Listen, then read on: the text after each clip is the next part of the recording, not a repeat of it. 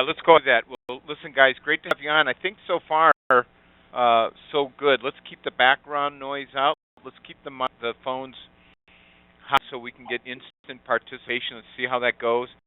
Let's put anybody on hold. We got an hour here, so we're only an hour. We got a lot of ground to cover. So let's do that. I want to get to action plans, but I want to just really quick debrief Larry and Grant, and both of you guys. Just why don't you just cover a little bit after our session last week? In fact, a little bit last week we were talking about that 2.3 million deal. You asked me to swing back on, so we had a three-way conversation, and then you guys went in and closed that 2.3 sales. So let's just pick up where we left off. You brought up, I think, the analogy of the behaviors in regard to them, and what were your takeaways from our individual meeting, and what actually happened that you saw that worked really well to close that sale? What did we grow from that exercise? I think probably the biggest thing is just, of course, listening and not talking, and before you know it, they started talking back and let us know what we needed to hear to proceed to the next step. Absolutely. We want to really make sure that tactical approach, we're not shotgunning, and you got to understand each one of these sessions will build upon each other, new skill set and so forth. Grant, how about you? Well, I just like to affirm that the night before Larry and I went into the meeting, we had a session with Rich. It was helpful. This is not uncommon or not any different than in the car business. Every car salesman in the world has a sales manager, and it keeps the emotion out of the deal. It keeps a level head in the deal. We needed this deal very badly. Larry and I were quite excited about it, and we needed a coach. So we counted on Rich. I would say that Larry and I handled it in really a textbook fashion. We were the last man in. The competition didn't know that we were coming back. The competition left the meeting thinking they had the deal, and Larry and I went in for the easiest close in the world because we had done our homework. As I mentioned on our sales call on Monday, if we get bid by a bid that we can't compete with, that's one thing. But if we get outfoxed, that's on us. And this whole sales business, Rich, is to make us better, so we're just not losing. Was there any things that we had talked about that gave you the edge that you implement that from our conversation that you can recall? The edge that we had was some of the specific verbiage in asking the client for the privilege and the courtesy of coming back and being last. And sometimes I don't do that good enough. I don't have the guts to ask that question. I think to myself, well, that isn't fair. This must be a tender situation like the Department of Highways. Well, it isn't a tender situation, and I learned definitively how well that worked to ask to be the last person in, to strategically be the last person in, and to not drop my jelly beans in the front lobby. And I also have a tendency to do that. I write up a fancy proposal or go in and I want to tell them how good we are and what all we're going to do for them. And the reality is we've got to ask questions. These are all things that I have been reminded of in our sales coaching stuff from Rich. And frankly, it's the same stuff I heard 10 years ago in a sales meeting, but I was too stupid to listen. Well, one of the things that we'll be building on here is build process. In fact, guys, you may or may not realize this, but your fearless leader, Grant, has paid for you to take advantage of these webinars. We have one coming up tomorrow. We've gone through all of behavior selling, and we'll swing back on some of that, but you can never get enough or learn enough information. Tomorrow is building instant rapport. I'm talking about building instant rapport 10 seconds or less over the phone, 30 seconds face-to-face, and how to eliminate 90% of your competition in the first 10 seconds. So get on those calls. It's paid for. We will cover those in here, but sometimes we can't cover everything that we can on that. So take advantage of that. Good stuff. Let's jump into the action plans for today, and I want to talk to just about the importance that in what we're doing here. It's kind of like the bus is leaving the station, and we need everybody on board, and we need everybody going with us because we're going on a ride here, guys. The whole concept is total self and business development of your skill sets and everything else. And we're going to have action plans. We're going to have time working on ourselves. We'll talk about today how to set that aside. But the others, let me know how you're doing.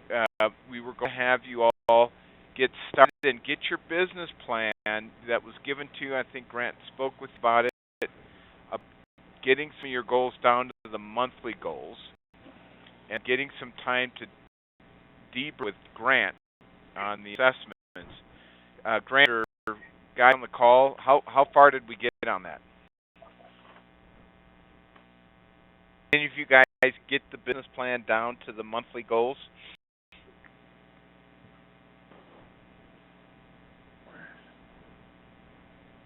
Let's add to that, this is very seasonal, and I'm sure if I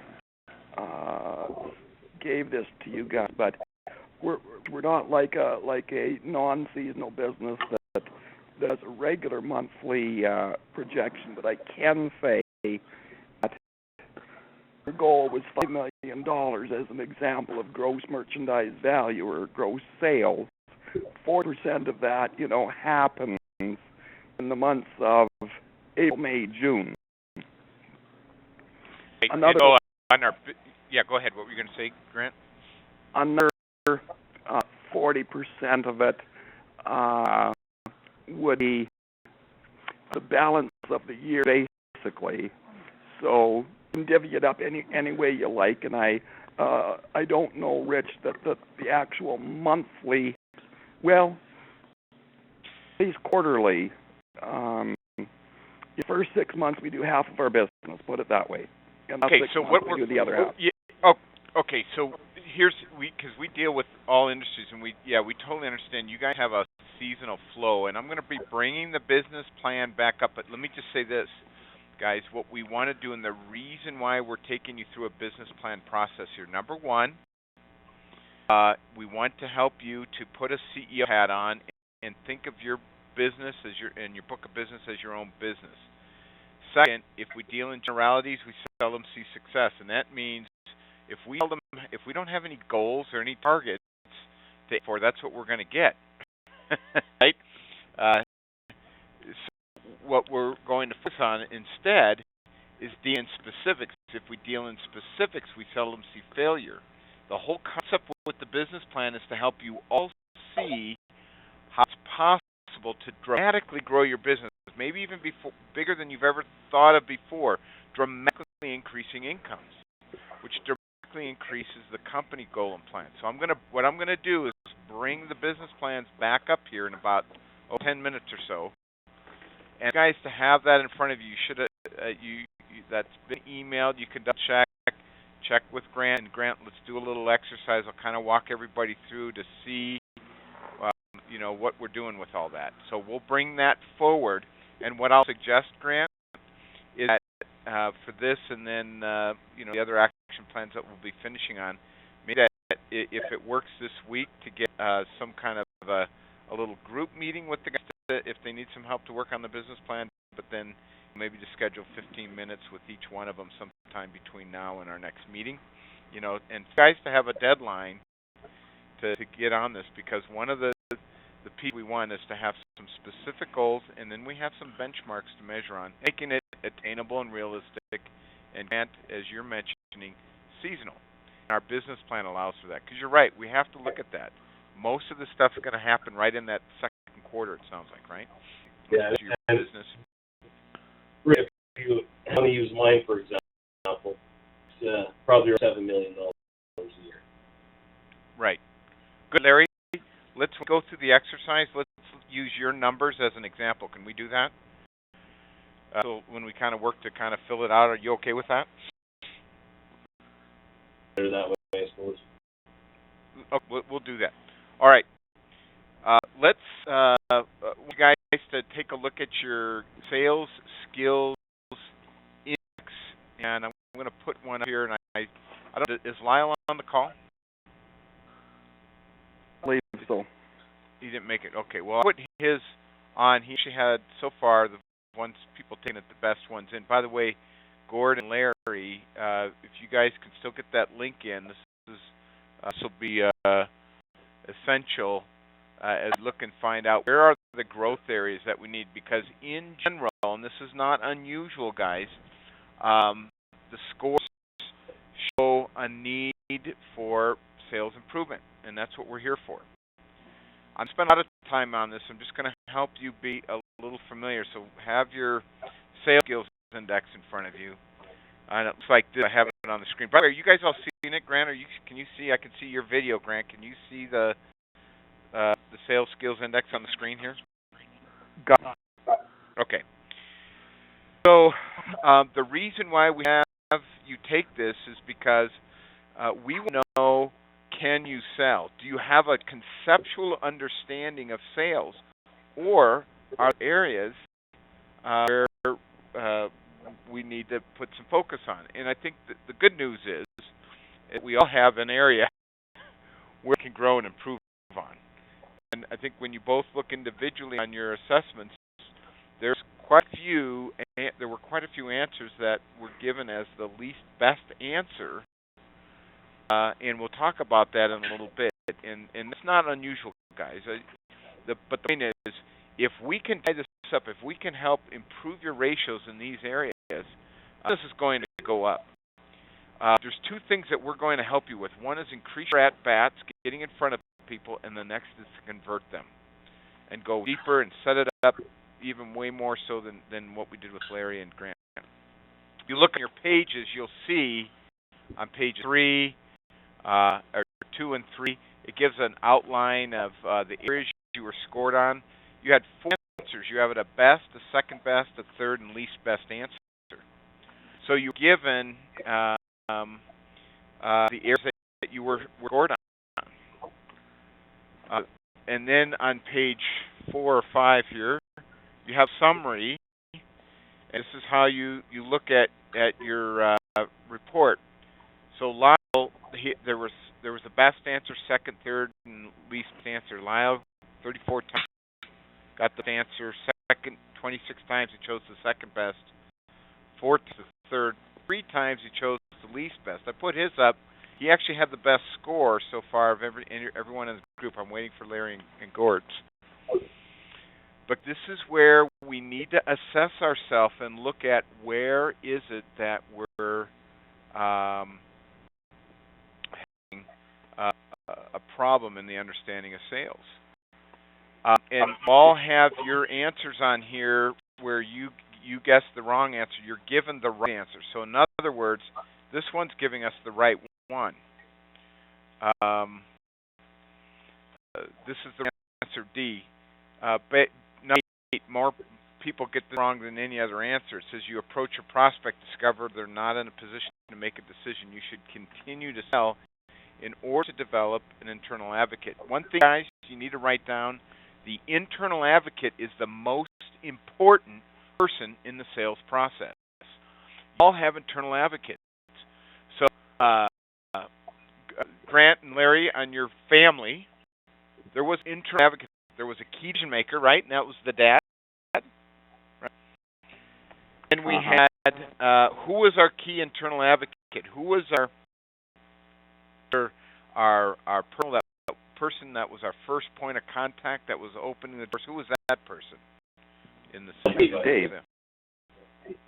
Okay, and it was that son? Okay.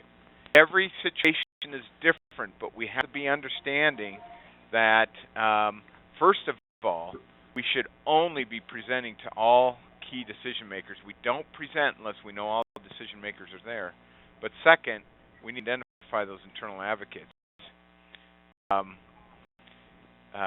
Here's a good one on 46. This is the answer. While prospecting for new business, you meet a prospect who says, we've done business with your firm in the past. Frankly, we dropped you as a vendor. You should ask what was the reason for that decision. So this is coming as a potential objection. By the way, guys, I'm going to teach you how to overcome every objection you realize. And what's happened is we're going to understand there are conditions and there are objections. Conditions are a valid reason they cannot move forward. We're not going to overspend time trying to push through a condition. We can't. But objection, I'm going to teach you there are key ways to pull and push through. And I will say that very often we're one or two questions away from a sale and don't even realize it. It's a matter, and that's where I think Grant was getting at in our conversation, where we were helping to set up for the key questions to ask to lead to the ultimate conclusion. You have to remember, everyone that you're in front of has a problem or several problems. There are many solutions out there. You're to show them why you're the best solution. Okay. Who your competitor is. I don't care if they're the largest auction service in the universe. Doesn't matter. That doesn't mean that they're going to win the sale. We'll be ready for all of that. But teach you how to identify and overcome all key actions. So on each one of your pages, some of you have several that you've missed. As we take some time, we can go through that or ask questions that you might have. But any of you that when you're looking on these pages are the ones these are giving you the right answers. Do you have any questions on it, or is there something that I have your copies here that you want me to go over with you? I have the questions on page 4, 5, or 6 that maybe this is giving you the right answer, but something that you're confused about or you want me to clear up for you.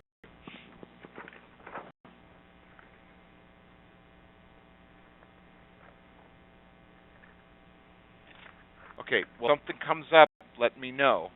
But it's important to understand this. Now, you guys look at your graphs here, your pages. This first graph is your how it shows the best answer the first time. And so this is Lyle's score. He scored the best of anyone. He's in the dark shade against top producers. So he's strong. He's strong in the back end of the sale process. He needs some more help in the front half of the sale process. This is how we read those graphs. Primary and secondary rating, Lyle scored very high from a conceptual standpoint. In fact, he scored above top producers in every category in this assessment. So if you're looking at yours, and I have each individual scores, and we can get into the specifics, or Grant, when you're debriefing with the team, all that, we can get the specifics for you. If you're scoring lower than top producers in any one of these categories, I can help to remedy what are the specific areas that we need to grow and improve in. And then mainly on this graph, it's almost important to know what not to do than what to do. Now look at this. Lyle has a good understanding of what to do, where we may need to help him more with, and I think in general, when I look at his scoring, the half of the sales process is where Lyle could use maybe some more focus on. And for some of you, as you're looking at your graphs, you can make some of those determinations too. So, questions on the sales skills index before we move on to our business plan?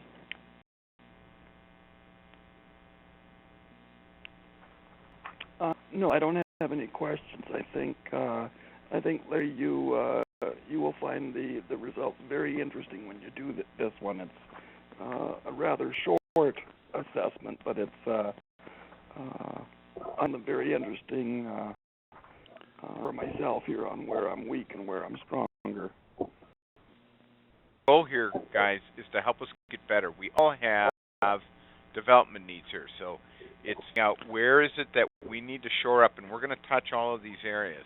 So let's Larry and go. We're at, I lost that. I must have lost that email somewhere with this on. I'm going to ask Anita to resend it and just take it. Yep, and you're going to need to block about an hour. I'm going to ask her to resend the PME SSI links. So you've got that in front. Take that, and then Grant, if you can have Gord do that, then we'll have that set. So yep. Okay. Maybe mute your phone if you're getting an incoming call. Thanks. All right, let's get in on the business planning, and hopefully Larry get back to us because we're going to use his numbers. You were sent the business plan that looks like this. You had some time with him on this, right? A little bit of this out in Alberta. Okay. So guys, in general, and what I would say in here, Grant, is to just share with them maybe your the company core values we've worked on, right? They get that, and the core purpose, adopt that. When you're running this out, the first step to achieve a high goal is to believe you can achieve it, and it's important to put paper. Where do you want to be? If you ever hit a six-figure amount, you're not sure how to get there, we'll help you get there. You've got to get it on paper of where you want to go. And by the way, your goals should be higher and larger, really, than what company is identifying for you. The reason why we haven't reached a large goal is we haven't mapped out specifically how to get there, and that's what this business plan does. This is just like if you're going to take a road trip to Florida, and you're either just going to get in the car and go, or you're going to use your GPS and map, and you're going to point how you want to get there. Obviously, we know which one is the best way to get there to reach your goal. This page 2, it's basically just getting in what your 12 actual numbers are, where you want to be 2013, and what kind of a goal is it? Are you an attainable goal? Is it a stretch goal? What kind of goal is it? But what comes important here is in your goals. Larry, you're back on. Good. Larry, can you just help us a little bit, and we'll use you as an example. We'll kind of show how you want to put this in place. What were your gross sales in 12 roughly? Do you remember? $5.5 million. Okay, 5.5 mil, right? So we put that in there. Comfortable sharing your commission, or you want to just go with the 5.5? This is to the company. Commission. What was the company commission? Grant, I don't have the figure in front. That was right around 300,000. Okay, so we can go 3K. Now, your goal this year is 7? Yes. Okay, so here's what I like. We've got a larger goal than we have for last year, but let me just say this for all of you. If we want to achieve a higher goal or different results, we have to change what we're doing to get there. Otherwise, what's that the definition of? Expecting different results, but same thing over and over again. The definition of insanity. So we have to understand, we have to do things differently to buy $1.5 million. What will that bring to the company? Yeah. Larry. Probably $500,000-$600,000. Or, Okay. yeah. Say 500. That right, Grant? Just for conversation's sake. Well, I bet Larry's goal is likely around 9%. Okay. Okay. So times the percent, so 630. So let's just put that in there for now. And guys, you can decide if you want to put the companies in here, or if you want to put your own commission. You should do it as it's on there as the company, because commission. Yeah. So that we're going to do it now. Let's go. So we already know we want to grow, which is great. We want to see it. This is where we can map out on the seasonal. Now, I'm not going to get in on this, but we're saying, Grant, that 40% happens from when?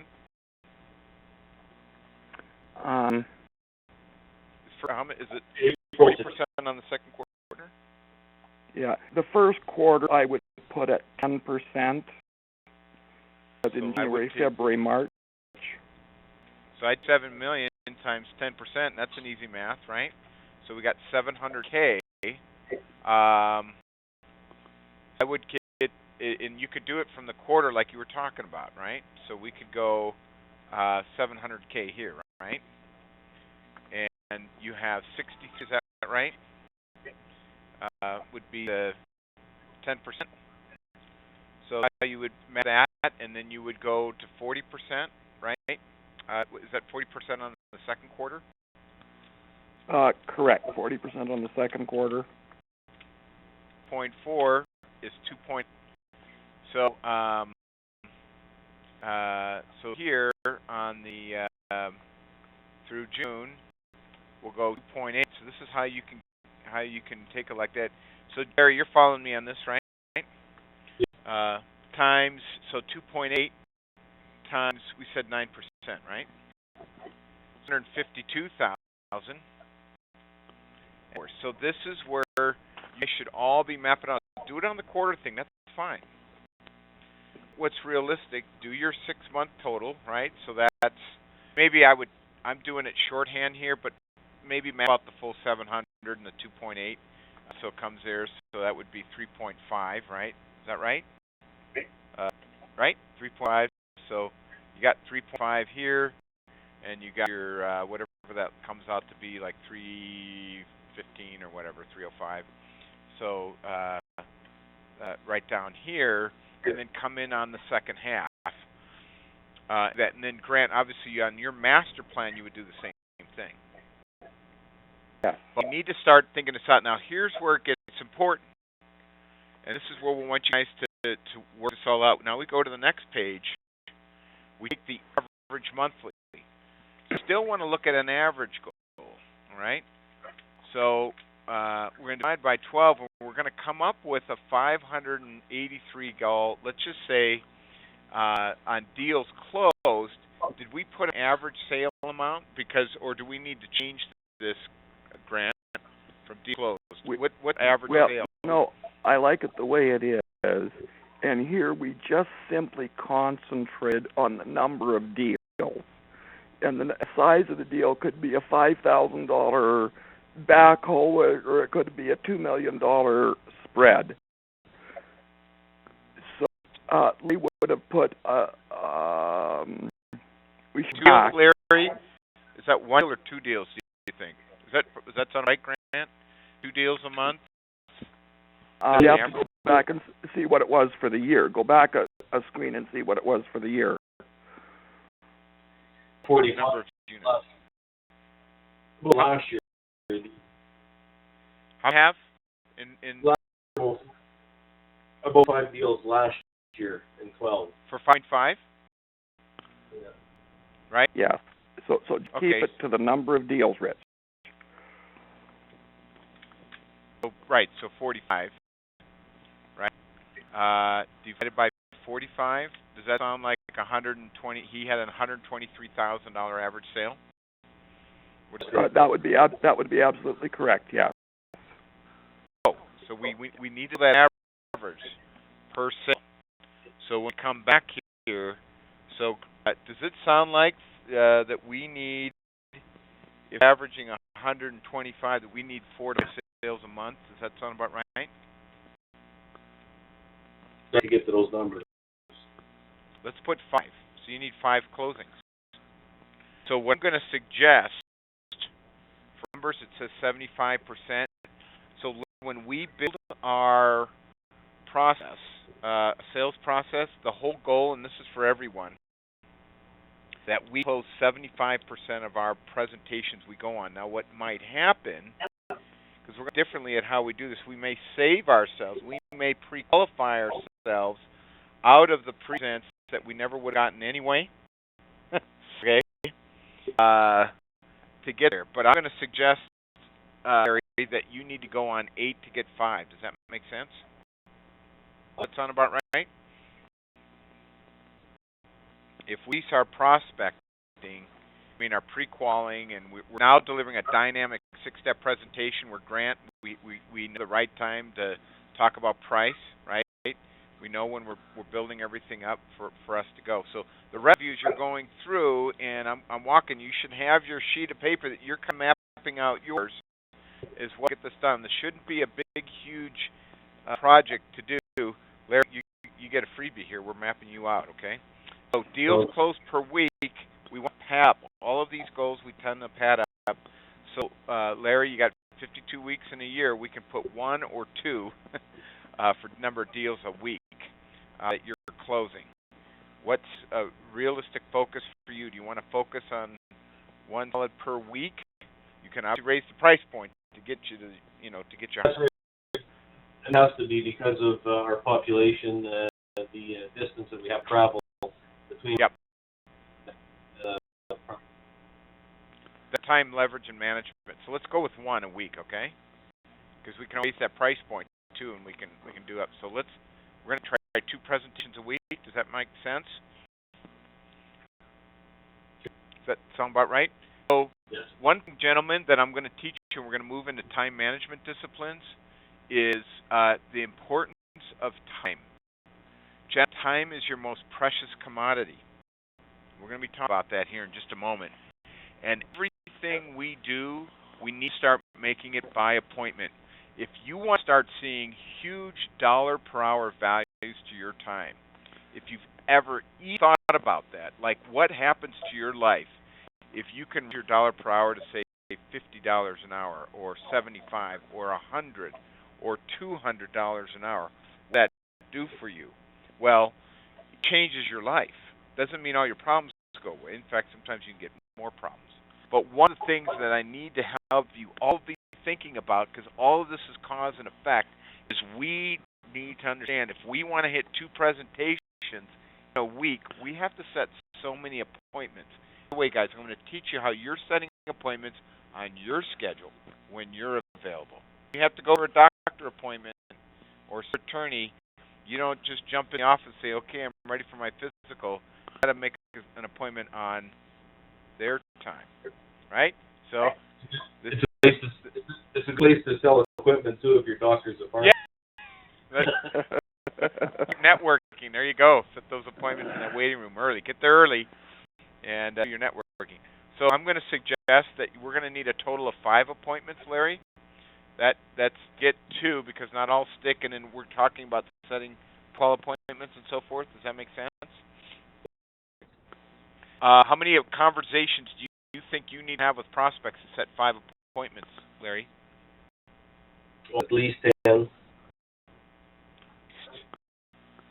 I'm going to say if you're able to hit 20% on all your conversations, we're going to get you out. That's I'm going to say a minimum of 25 conversations. That's 5 a day. Okay, that includes all your pipeline though, too, Larry. Right? Right. People you're following up and setting. I'm not just talking about 25 new people every week to call.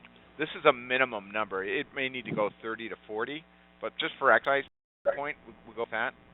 And typical ratio is 40% minimum. If you're business to business, it's 30. So I'm going to say that we need to talk to at least 60. How's that? Okay. In a week now. What that means every day, Larry, here's discipline. 12 dials, 5 contacts, every day, 1 appointment set, and you're well on your way to get there. But it's consistency daily. Does that make sense? Absolutely. Eat an elephant, gentlemen, one bite at a time. What we're going to do now is we're going to start moving us to where we're actually tracking this, and we're measuring to see if it's enough. If we need to make more contacts, we're in a contact sport. This cause and effect. The more dials you make, the more people you reach, the more appointments you set, the more presentations you hold, the more sales you close. And we will be working with you to help you get your ratios in place. So, can we reset with your guys that map out for them both the year and talk with them about their number and make sure their numbers are we're fine where they really want to become and help them to remove lid, and maybe you can do for your time's sake, maybe everybody in for a group meeting, make sure they're getting close, and then to circle back with you to finish that. Absolutely. If you guys will all get that business plan into me as soon as you can. Let's say this is Tuesday, by Friday. I mean, it's really a 15-minute exercise. We'll just forward those to me, Grant. Forward to me, okay? And you guys do them in your Word doc. So if we need to adjust anything, we can do that, okay?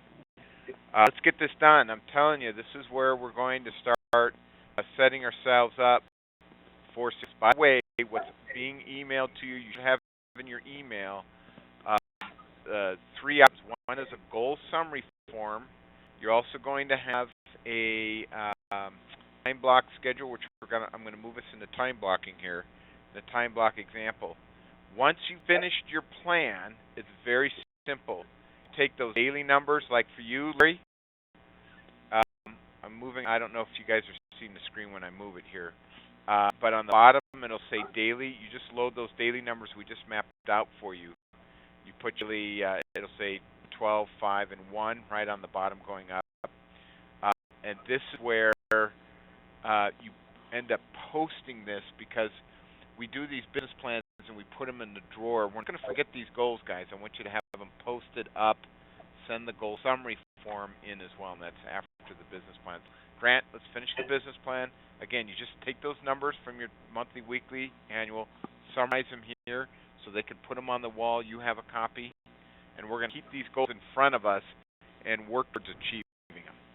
Are we good, everybody? Yes. I'm good. Yep. Got her. I want you guys into time, working on some time disciplines. And by the way, you should all have received a Smart Sales Solution via Dropbox. Anita saw confirmation that several of you jumped into Dropbox. You didn't do anything with it other than know that's there. I would suggest that you guys set that on your desktop. Does anybody not know what I'm talking about? You guys all see that? Larry stayed up all night reading the damn thing. Larry, you didn't have to do that. Yeah, come on. You need to back off a little bit, okay? You're making us all look bad. So here's the deal. Save that. Have that available for our meetings, because I'll reference the certain pages. Now, you guys can do what you want. If you want to print it, go for it. Warning, it's about 107 pages, but it's all great stuff. We're touching on it as we go through, but it's your resource, so make sure you have that minimized. Also had other tools, other scripts. We'll be digging into that. But if you get in there now and turn it to page 53, you're going to see some time tools here. You're going to, if you turn into it, you're going to see a time block schedule example. It's called an ideal week. I'm going to start moving us in here now to our ideal week. I'm going to talk about the importance of time. If you go to like 53 and 54, it should be a blank schedule. By the way, Anita also emailed you individually these items. They're also in your Dropbox, because we're going to start, I want you guys to start working on a schedule, and we're going to start thinking differently about time in our day. And let me just say this, guys, and I'm not picking on you, because I say this to everyone who I talk and coach with. So I'm picking on you. But I will tell is an inordinate amount of time for most people that is wasted. Not productive. We're spinning our wheels. I'm not for volunteers to say, "Oh yes, this is happening with me," because I know it's the case.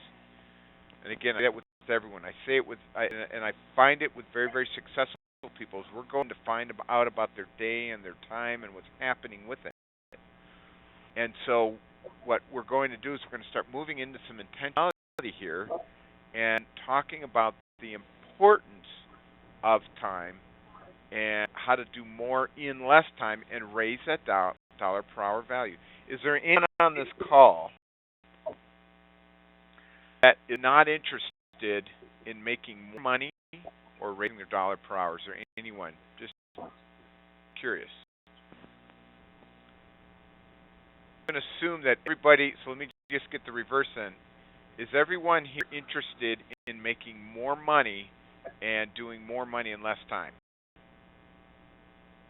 Open phone. Absolutely. Yes. Absolutely. In less time, that's what I want. Okay, that's what I'm talking about here, guys. So we're really zero in on this because that's what we're looking at doing. So if you turn, you can roll your manual. You can see what I have on the screen here. I want to move to the high-low path activities because we're going to come back here and start talking about building an ideal week.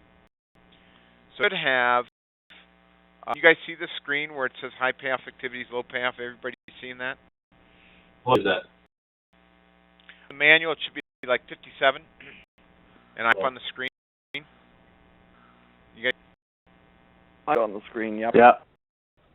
Okay, so in the manual, about 57, it might be 50. You guys might be a page off or something. 56, somewhere in there. I want to talk to you about high path and low path activities and thinking differently about your day and how you're going through it. High path activities, as you see up top, are those activities that have a direct result on producing a sale. These activities that we need to be doing first in the day. Nice thinking so big that you'll need your own assistant with a couple of years to process all of your business. You're bringing in so much business in. And the low path activities I'm talking here, you'll actually delegate them off. You'll be able to, it'll hamstring you if you don't hire an assistant. That's where I want you guys thinking. I want to expand your minds way above and beyond where you've ever thought. And here's why. I think you guys are scratching the surface. I think you're the ocean with a spoon. Okay? I think you guys have not only the country, but you have the continent at your disposal. Okay? We're going to think differently, act differently. What we're doing, we're going to change not only our lives, but we're going to change our clients' lives because we're going to help them get to their goals and where they want to end up as well. Create raving fans. So what I'm going to list here, and you guys write it down as well or on your notes, these are your high payoff activities. In fact, guys, this is your new job description. You know, I already typed in here prospecting. Prospecting is your new number one hill to die on. In fact, I want you to put a star next prospecting. You're going to see me put a star on because I'm going to talk about our key activities. This is what we're going to do first and foremost. Now, I put that number there, 5 contacts a day. What we're doing is getting in and seeing what our activity is. We really want to push your at-bats. You guys work in farm country. If a farmer sows sparingly, what does he reap? Reap abundantly or sparingly? Abundantly. Well, he'll reap abundantly if he sows abundantly.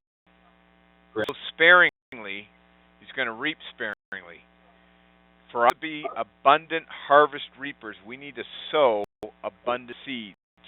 And that means we need to get out and talk to more people. So prospecting is going to be our new number one hill to die on. The next high payoff activity, I'm going to break them down into 2 categories. One are appointments, but they're level, and they may or not be an appointment, but it's pre-qualifying. We're going to talk about that. Your goal in picking up the phone is to have conversations with people to pre-qualify them to see if they qualify for you to be spending time with. We're going to move you, and I'm not saying you're all in this position. I say this to everyone. We're going to move from desperation to abundance. I'm not saying you guys are desperate, but what we're going to do is we're going to put ourselves into a position of abundance and selectivity. We're going to start talking to more people to say no to more people. Of trying to work and grab everything we can, we're coming from an abundant mindset. Who's the best? So, in other words, Larry, when I work with guys like you, we start climbing, we start talking to more people. So what? We can raise our price point. Right? It's easier to get to $7 million doing 50 deals or 25. 50, yeah. Okay. Well, theoretically, right? In other words, like if you got sometimes those deals, I know what you're saying. There's a lot of work involved with that, right? But coming and getting the others. But in general, and there's exceptions, going to a higher price point gives that to. So if you were talking to more people, right? You could start selecting out and saying, I'm going to focus on here. Or here, I'm going to plant a big seed in you guys. You guys start building a team. You're knocking it off the plate. You're doing $20 million yourself, Larry, and you need a team to help you. So you do $100,000 and above deals, and you have kind of your secondary rep who does the under 500, whatever. I'm just talking, right? And then you have your admin to help you. When we start talking to more people, this is what changes. So we're going to have pre-qual appointments, and maybe it just happens right on a call. And then we go to presentations. The next step, and we're going to talk about this when we start building our process, is we're talking to people to determine, does this person deserve of our time? Grant, we've done the upfront contract. We asked all those questions. Now we're coming in that present all informed. We're asked. We've got an upfront contract all ready before we come in. We reaffirm. We have all key decision makers there. They've already said, you know what? If you meet our needs, we'll do business with you, and we'll show you guys how to come from that position. Next step is consummating agreements. So these are all your high payoff activities. Now, none of it should be, you guys are saying, okay, we get all that, but this is where we're spending our activity. One activity begets another. The next activity that's a high payoff, and let me just talk like on these appraisals. Help me out here for a second. If you get a job, use some appraising, right? Yeah. That's a high payoff activity for you guys because you're closer to the sale. But that comes before consummating the agreement, or does that get confirmed after? After. So that's a payoff because we're going to confirm basically the sale and what we said, correct? And if something's off, we have to make an adjustment. Is that correct? Yes. So appraising is a high payoff for you guys. All right. Now I'm going to add business development. And, you guys can be writing this down. This is going to go into our I don't need to say business twice here. You guys to be writing this down. I got to start there. Prospecting and business development. In fact, I want to see if I can put this in red here. It might not let me. Are two number one hills to, okay? Two number hills to die on. So these activities have the biggest impact on growing our business, and then that we spend the least amount of time in. We end up getting in react mode. What's us? We become firefighters, crisis management. The squeaky wheel gets the grease. This problem comes up, and then we're putting our fire hats on. What we're going to do is we're going to understand that we need prospecting, and that each one of these activities begets another. The more prospecting you do, the more appointments you make for pre-qualing, the more people you pre-qual, the more presentations you have. It goes right alongside with our business plan we just did. The more agreements we consummate, the more appraisals we do, the more business development, which you guys can write this down. It's like laying track in your business. These are all high payoff activities. So you can write high here, all high payoff. Business development will be working on assignments that we do from coaching, our coaching calls. It's laying track. It's on your business. It's putting strategies together on your prospect plans. putting your CRM in place, getting your time disciplines in place, all that stuff that's high payoff. We need to do this stuff in the morning and have prospect time and business development time and get it done. There's some guys that's a high payoff that you need to have on your calendar, and that's self-development. You're working on yourself. So our coach time together, our coaching sessions, those are self-development time. That's a high payoff activity time. If you're reading a book or going to training seminars, if you go on the webinar, that's all self-development. Business development is working on our coaching assignments. The thing I sign out is what we call important non-urgent activity. That comes from Steve Covey in this 4 quadrants. I'll bring up a 4 quadrant tool next week. But we've set time. We've got to be intentional, guys, about our time, about our day. Once all of this stuff is done, guys, now we do low payoff activity. So low payoff up top talks about activities that come as a result of a sale, to support a sale. So Larry, you make that sale with, was it Pearson? Is that their name? What was their name Friday? Peterson Correction. Peterson. Peter. Yeah. What was the paperwork you had to generate afterwards? Grant had it done as we were discussing how we'll set the yard up. So that's good. So we got some systems to knock it down. Is there anything else that's paper-driven, follow-up stuff to support the? There's a few things that Larry will have to do where we're choosing pictures in the next day or so to put on the poster. Yes. Things, there you go. Things like your that. Marketing plan rollout. Yep. Got the logo has been sent to us. Denise is right on the bit there, Larry. She sent us the logo. She sent us the picture of the crushing spread. She's right up to date. She's in Zoho Project Management, and she's sending me notes back and forth, and she's just doing excellent. You can go in there anytime and look and see what she's done. Okay, so that's an example for all the marketing stuff to get the flyers and get the stuff ads and all that stuff. That's all low payoff. It supports the sale. We get ourselves bogged down with that. So when it says here, see that low payoff, that you could technically have an assistant help you with. On the right side says if low can be delegated, you want to do it at low energy time.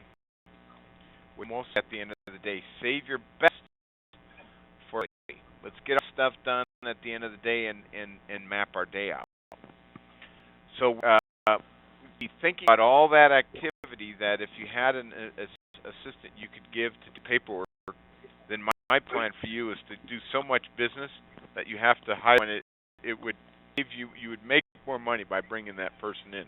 That's totally thinking different than we had before. And you're up for helping these guys make serious money, right? That's why we're doing all this. Absolutely. Okay, guys. So here's what I want you to do now. Does anybody have any questions, by the way? Any of you guys? Or anybody questions on what we're talking about here so far?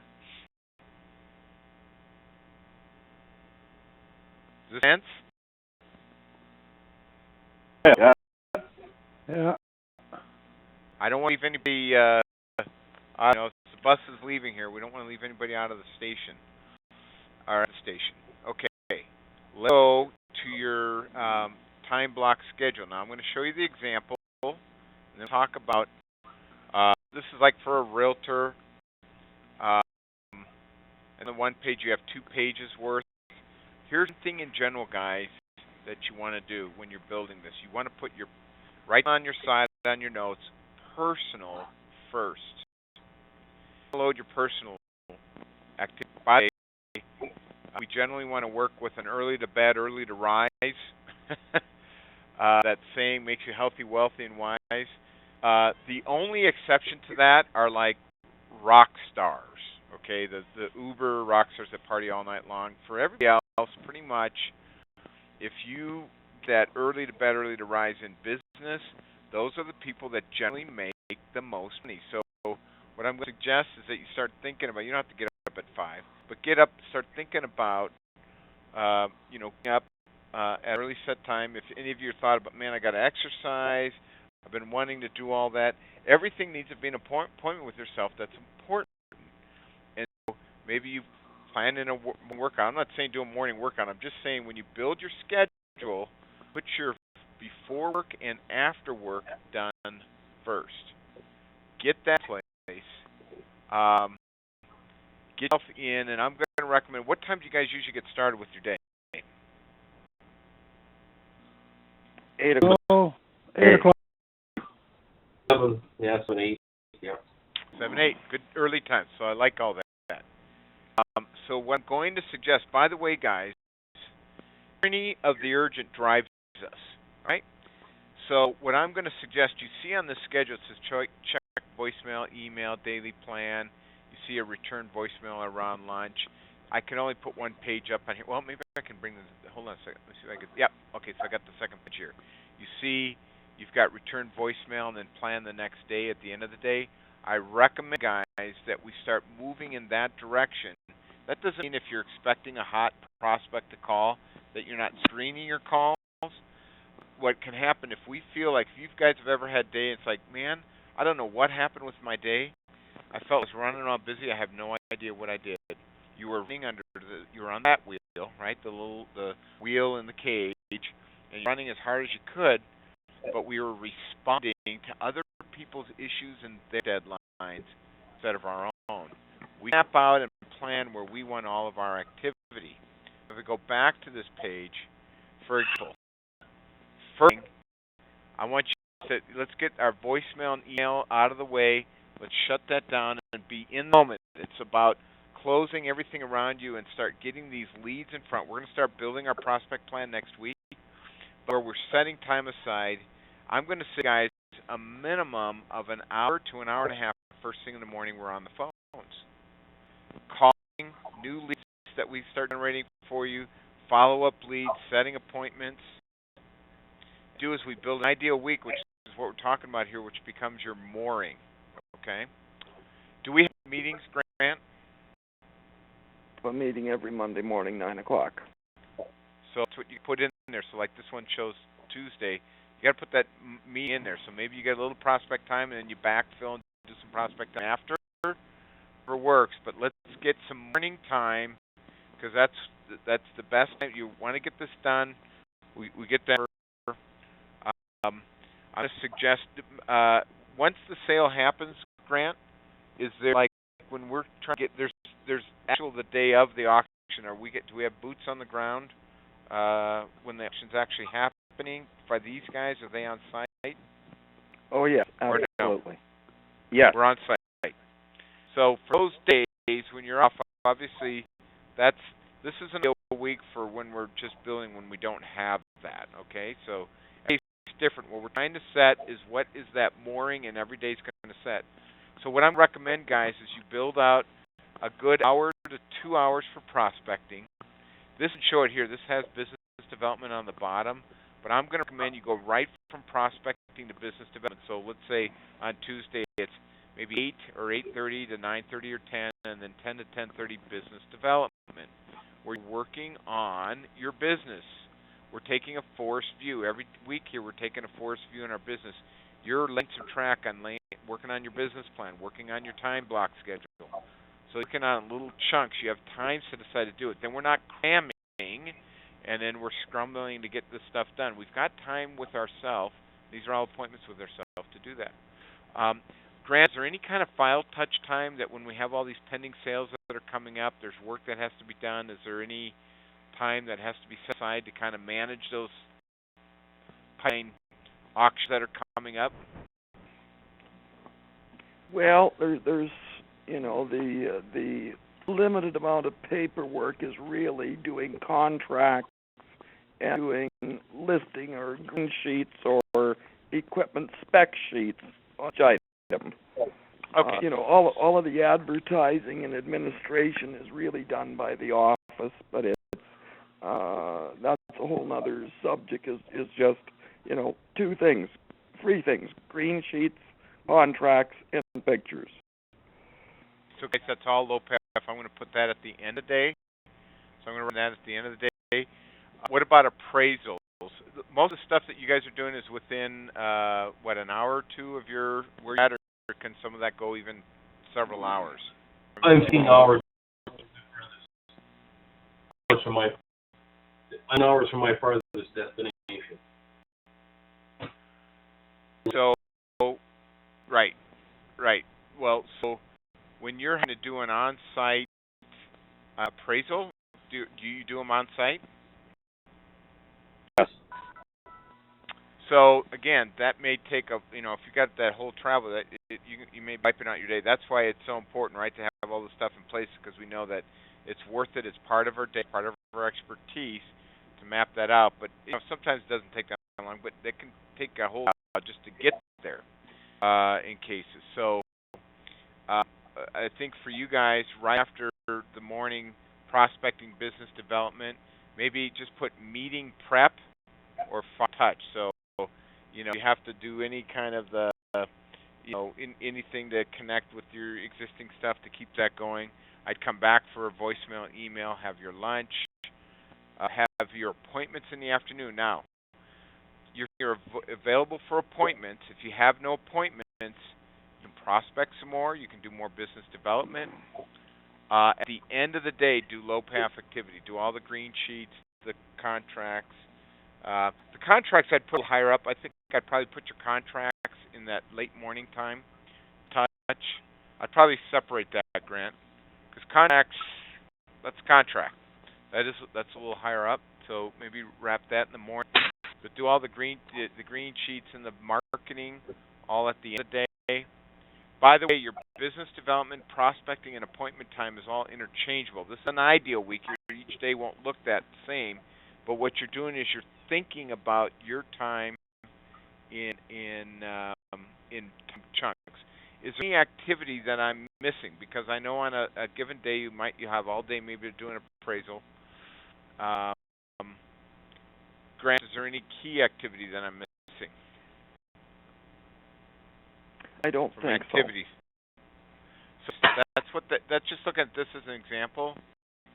You take a blank schedule, map it out for you. You guys can take a pencil and line out, your stuff, what you're doing on those days. If there's, evenings you want to set aside for your family or whatever, map that out. You can type this and color code it, because I want you guys to think about what's ideal for your time. What will you be doing with your time, especially around prospecting and business development. So let's take this and start place. Any questions? one technical question. This time blocking sheet will be in the manual. I presume that it's in there as a PDF,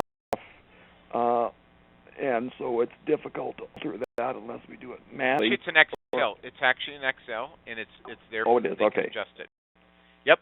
So some guys take that ideal week and change it with the colors in there. So it's an email. So what you guys should have, check your email here real quick. You should have an ideal week, that goal summary form, and you should have the blank time block schedule.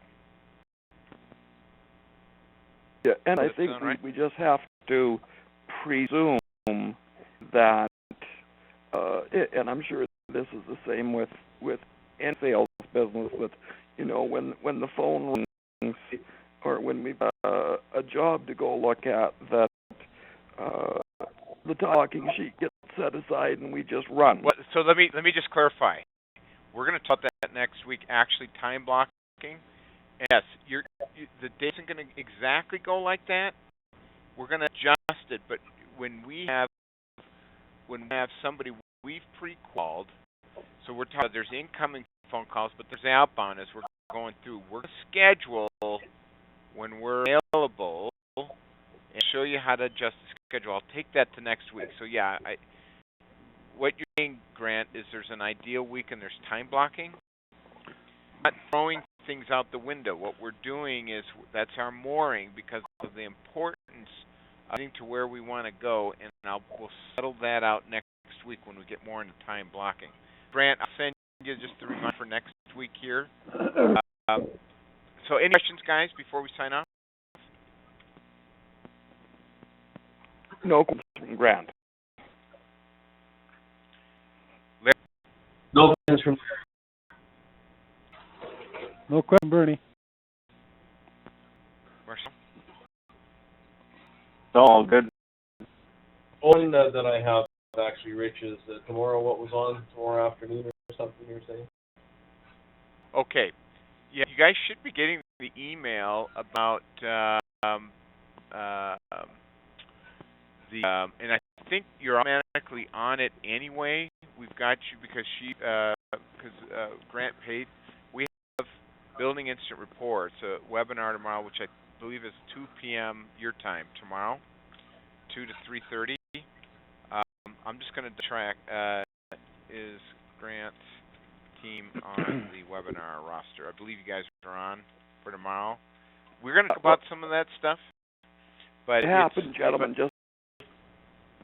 what happened, gentlemen, is before I committed to Rich for the full meal deal, let's have a weekly training session with everybody, I had agreed, well, let's start off with some webinars.